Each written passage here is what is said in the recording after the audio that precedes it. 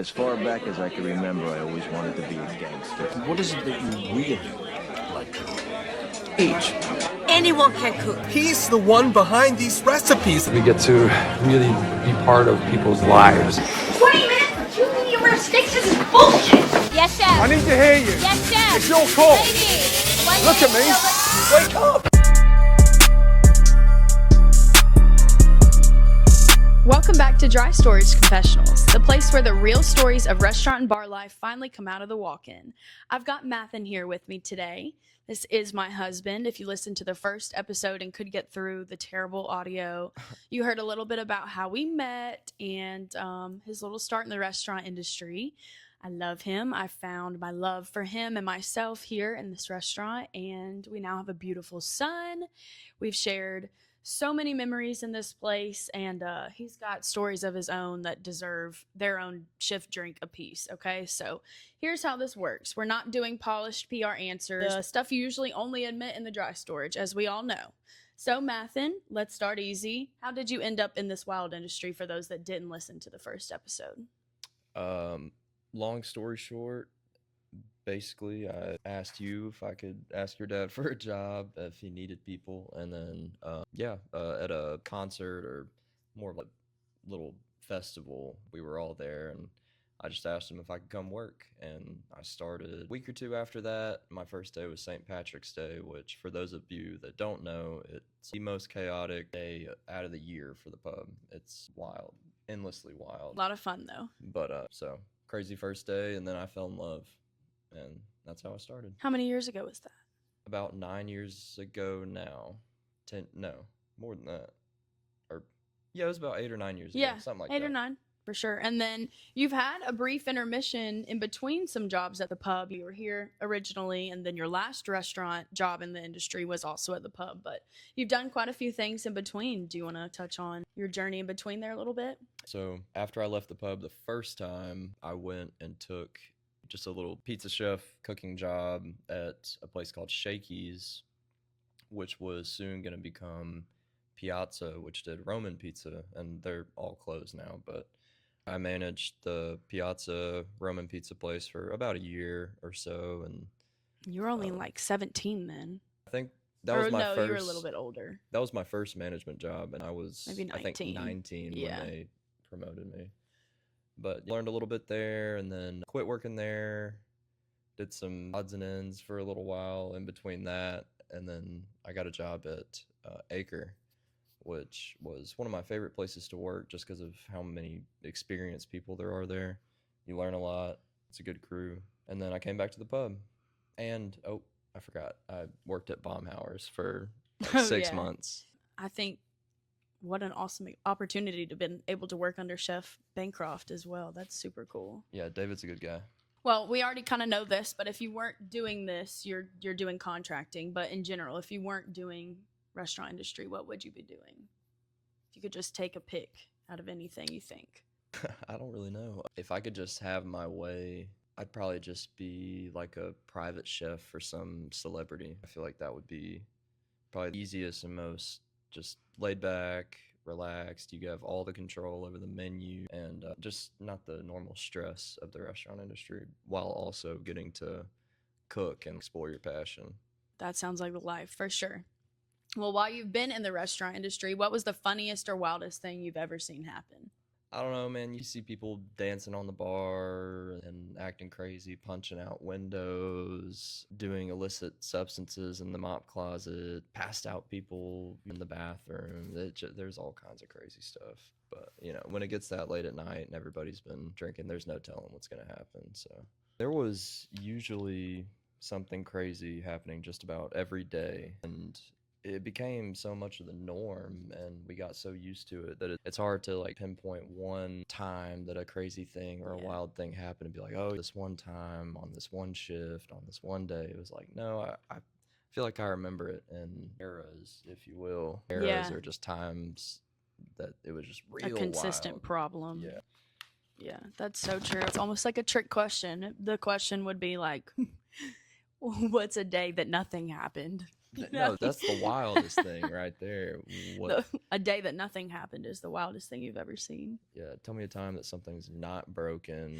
Everybody came in for their shift and they all just did their job. That is the wildest thing. Well, have you ever had a shift that was so bad that you almost considered walking out, or did?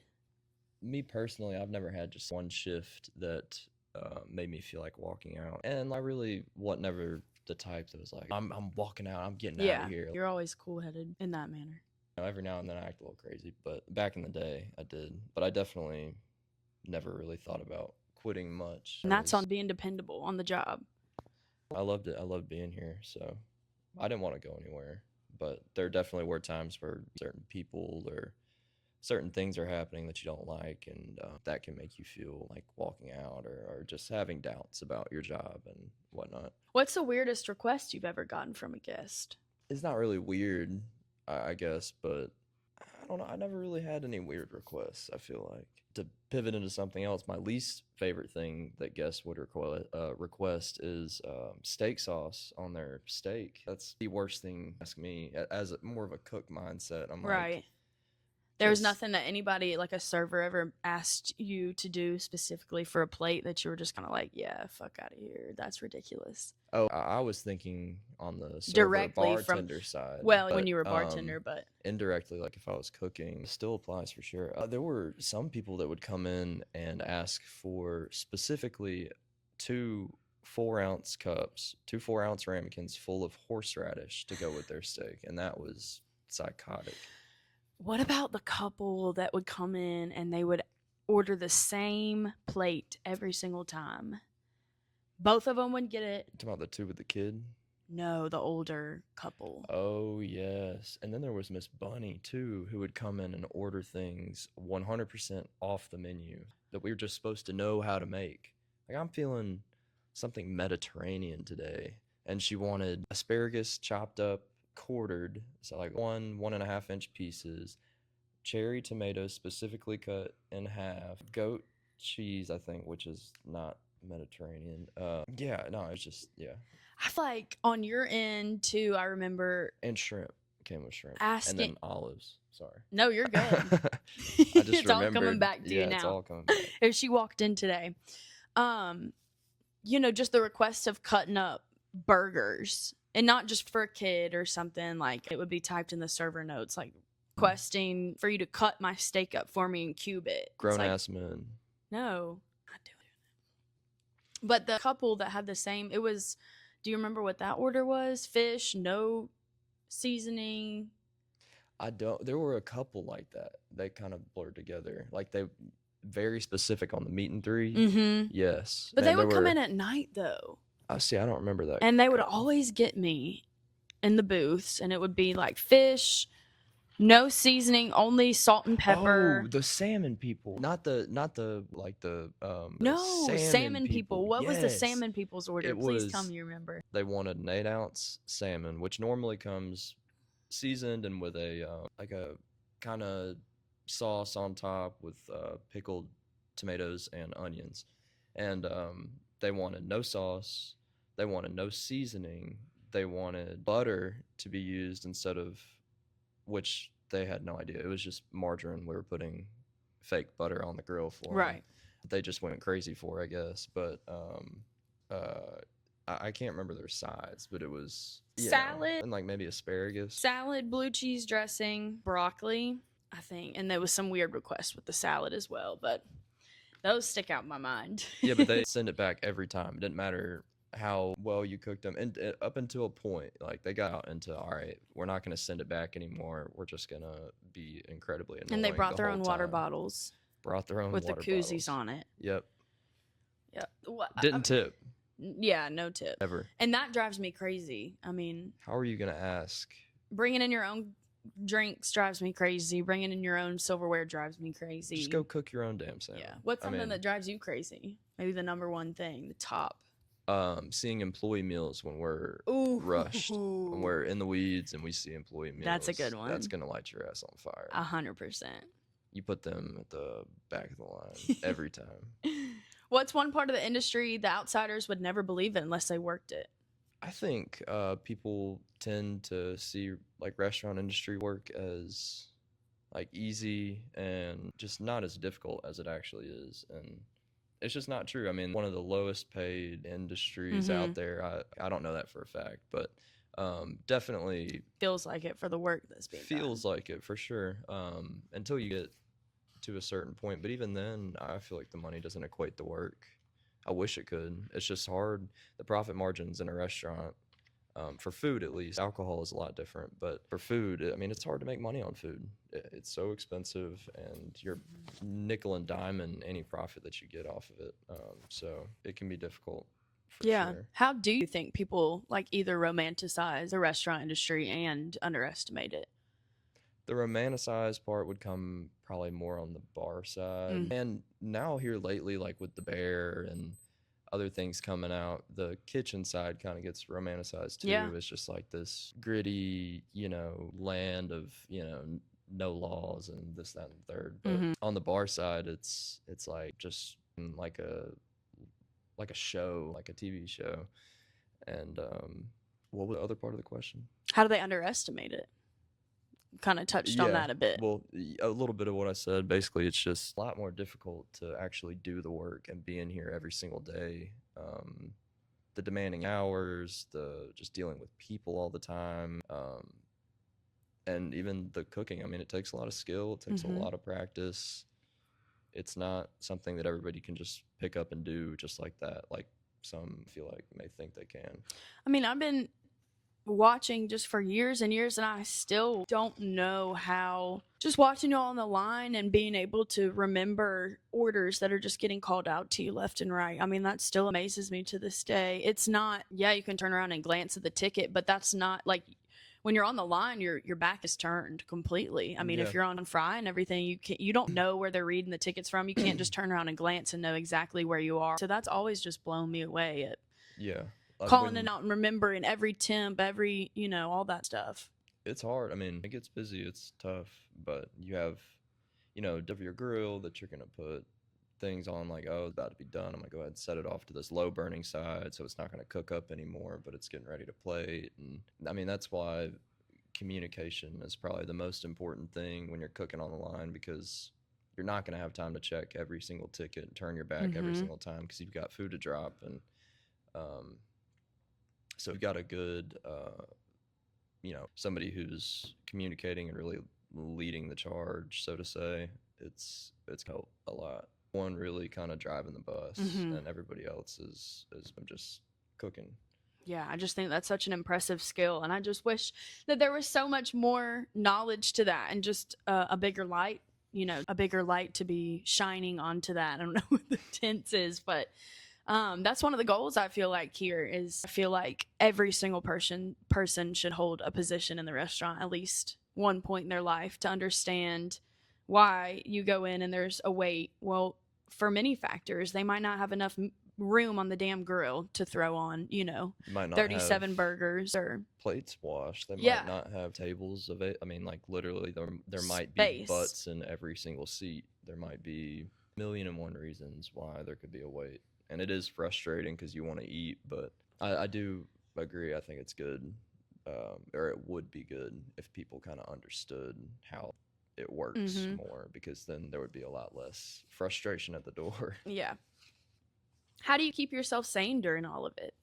I don't know. It's about the people for sure. Like if you're in a restaurant where you don't like anyone there and you're butting heads constantly with people, you're never going to have a good day. Yeah. But the camaraderie comes in, and you help each other out on tough shifts and long days when this person's been here 12 hours. Well, try to bust their table for them or something like that. Something easy that would take 2 seconds could help them out a lot. So if you have your friends, that's going to make your sanity a lot better.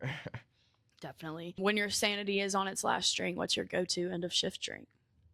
Jameson, for sure. Back in the day. Definitely. Nowadays, it would be Blanco tequila, probably Don Julio or an Altos or a Casa Frico's kind of been down lately. It's not good anymore. Yeah. And that's been a whole thing. I know, it has been a whole thing. But, I'm not Recipes changed? Something different. What's in your cup now? I got a little Woodford and Coke. On ice? on ice. Nice. What you got over there?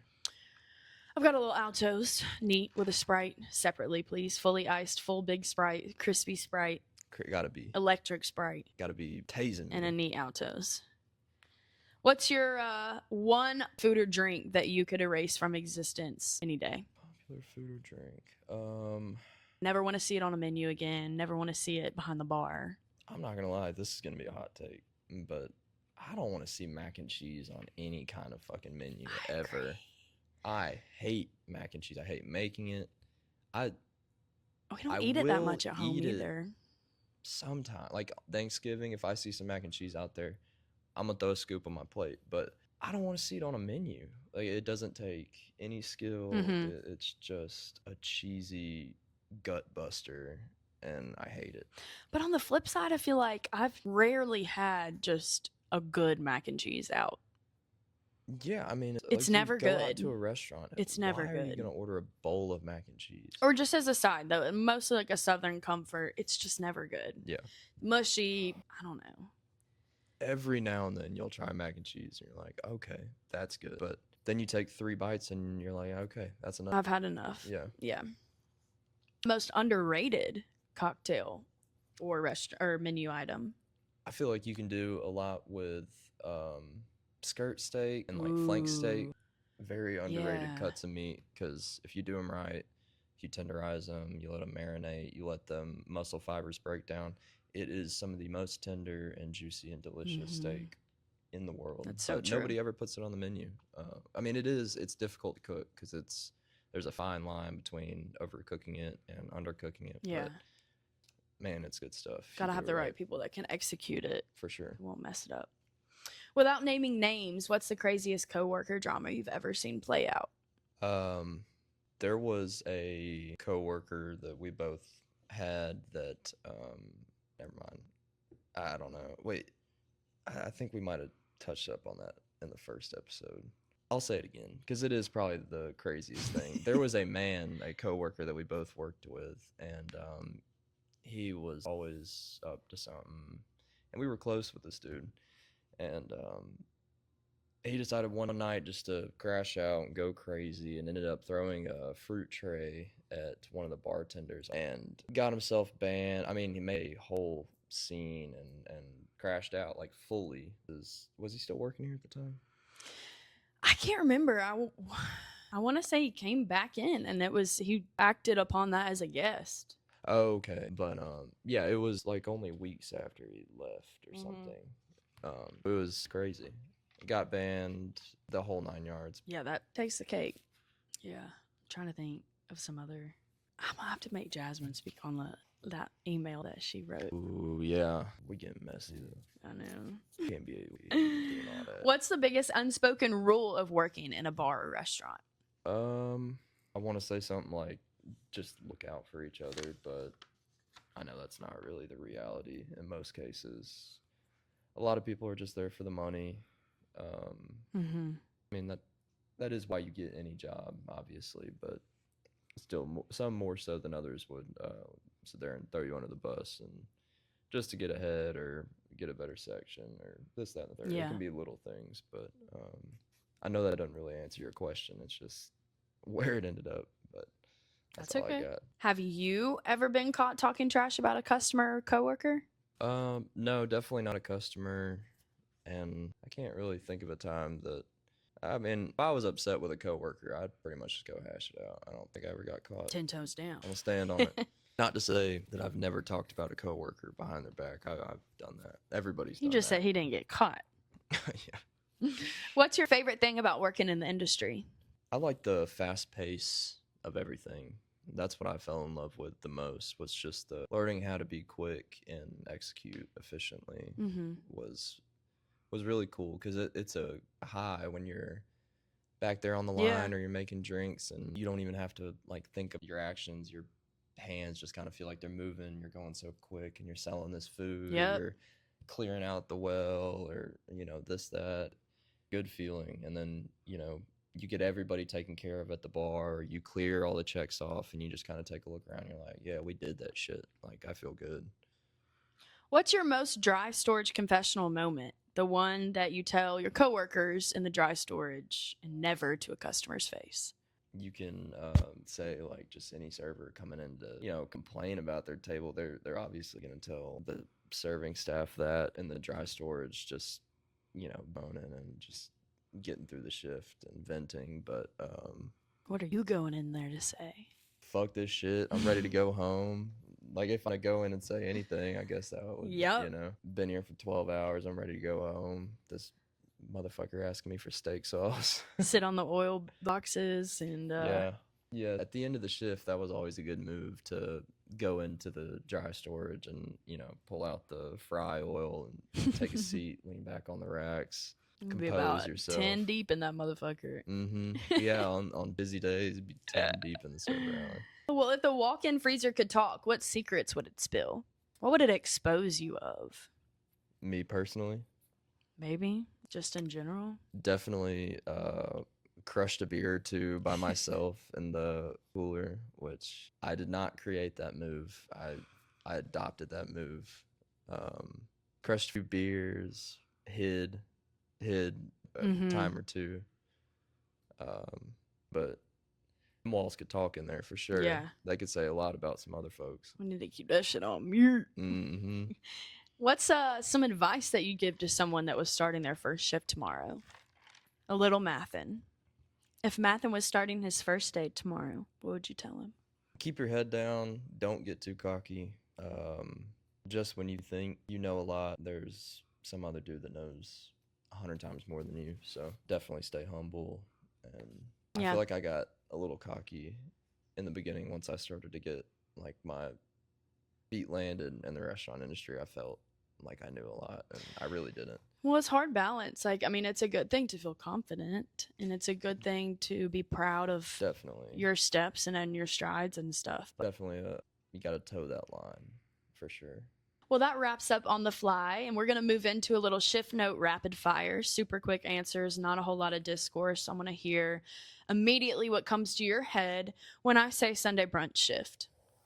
Sunday brunch was one of my favorites, but that is not a popular opinion. What's the worst bar or restaurant smell? Old fryer oil, Ooh, what's the best bar or restaurant smell? fresh cut citrus. Yes. What's the pettiest reason you've ever hated a coworker? I just been annoyed by people learning too slow. That was petty of me, Yeah. for sure. Just lacking the patience to teach better. Mm-hmm. What's a song that you never want to hear on the floor again or in the kitchen? Humble little lion man. Sleep, little lion man. Mumford and Sons. God. Yeah, I don't want to hear any Mumford and Sons. What's a hidden talent behind the bar or line? Definitely being able to throw. If you're a bartender and you can throw and the flip tricks with the glass bottles and all that, more power to you, because I couldn't do it. Yeah. I broke many of bottles. We tried. What's the biggest lie you've ever told a guest to get through a service? I don't know. I feel like that pertains to like servers more than anything. And Never when you were behind the bar? I can't think of anything in particular, but I feel like a server would say, food's gonna be ready in 15 minutes or just something like that, and it obviously was all backed up. And What about when you were a manager?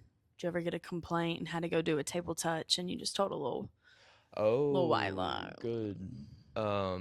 Yeah, one time as a manager, a table pulled me to the side on the busiest night, and like had me go through this whole spiel about their server, which was, I'm not gonna name him, but he was a mess, and I knew it, and there wasn't much I could do that night because we were just so busy. But yeah, pretty much told him like, yeah, I'm gonna take him off the floor, this, that, and the third. It was bad. I mean, he's doing awful, and it was really bad.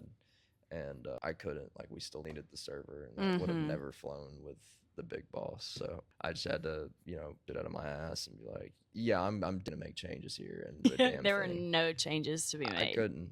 Okay. Would you rather work a slam Saturday night or a dead Monday double? Slam Saturday any day. Well, okay. If I'm bartending or serving, I want to slam Saturday because at least you're making money while you're there. But if I'm, in the kitchen or whatever, Sure. I'll take that slow Monday because I'm gonna be there all day. All day, And even on a double. on Mondays, I would prep for the week starting out. So there'd be a lot of prep to do just because you run out of stuff on the weekends. You're not going to do it Sunday because Sunday shifts, you're just trying to survive with what you got. You only prep what you need. And then Monday, you kind of stock up a little bit because, get used throughout the week. So I'll definitely take the time to prep up. Yeah, smart move. Favorite regular you've ever had? That's tough, but I think old Dave is my guy. Yeah. Yeah, old Shout guy out Dave. Super cool guy. Just a dude. He's a dude's dude. We saw him just the other day. Yes, he's awesome. Drinks his PBR. Works Yeah. for Good company. like a car plant or something like that. Been doing it forever. He's a sweet dude. Travels a lot, but as soon as he's here, Oh yeah, he's gonna be he's here. here. All of his buddies, all of Yeah. them regulars. I mean, just had to pick one. I would pick. We'll have to Dave, have the but Old Men Club on. I love me some Eddie, some Jimmy, some Dave. Loyal men. Oh yeah, good guys. I love them. What's the best shift you've ever worked? Yeah, I feel like one of the best shifts I ever worked financially on the fun side and just overall, great was New Year's Eve. Oh yeah. 21. New Year's Eve 21, my first New Year's Eve ever bartending. And, we made it rain with champagne. We did the whole champagne tower, champagne on the house right there at midnight. It was a great time. Everybody Yeah, had a great time. that was fun. What's a dish or drink that you're most proud of making? The Ramos Gin Fizz. Ramos Gin Fizz. Yeah, I like a Ramos Gin Fizz. Those are fun to make. Yeah. Shout out Vlad Slick. What about something that you've made like from scratch?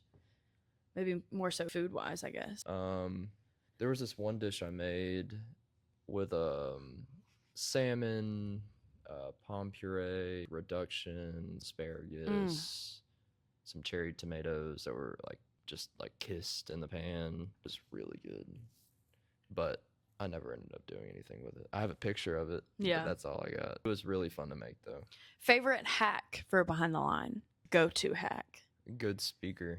A good speaker is going to take you far when you're cooking. Who's on the lineup? On the speaker? Yeah. It depends on who's with you. So if you got back when it was me and your dad, just him and I in the kitchen, it'd be a lot of Stone Temple Pilots. You got Smashing Pumpkins in there. You got some old school Beastie Boys. You got a little, old school gangster rap. A little bit of everything with him. But when it was me, Gary, Jackson, Slim, you're gonna hear a lot of Pac, a lot of Big, a lot of Okay, OGs. just a lot of 90s hip hop, really, because that's what they listen to. That's I how love I that. fell in love with old school Yeah. hip hop, being back there with the guys. So Among the guys, who influenced you the most in the industry, you think? And why? I probably got 3 or 4. Jackson for sure taught me a lot. I'm gonna give it top 5 Okay. because I got a lot of people that Yeah. I look up to when it comes to cooking. Slim taught me a lot too when I first started because it was he was the best in the kitchen. Yeah. And then so yeah, Slim, your dad, I feel like he kind of taught me how to love making soup. That was a big thing. I loved learning how to make soup from him. Max Carlisle at Acre, he was a big mentor for me when I was there. And Jeff Moore, he was a sous chef at Acre, and I always looked up to him. He was cool. I love that. That's a great answer. Well, on that note, who's a coworker that you'd gladly work a double with? Me and Jackson, for sure. That was the duo. Yeah. If we were both there, it was going to be, no matter what was going on, it was going to be cool. Well, especially when I was in the front and he was the manager in the back. We had a good dynamic. Things just seemed to go a little smoother. Yeah, y'all had a great dynamic. But I hated it up front, so it didn't last long. Yeah. Any last thoughts to wrap up? You survived. Yeah, survived doing different, but I still have love for the industry and would love to get back into it, but it's not feasible, unfortunately. But we'll see. Yeah. Well, that's last call for this episode of Dry Storage Confessionals, y'all. Thanks for clocking out with us. Don't forget to drop your stories in the comments or DMs at Dry Storage Confessionals. We might pull them out for next week. Follow along on the socials and swing by Upstairs Bar if you're local. Until next time, keep your pans clean, your drinks strong, and your confessions ready. So, is there anything else I can get you folks this evening?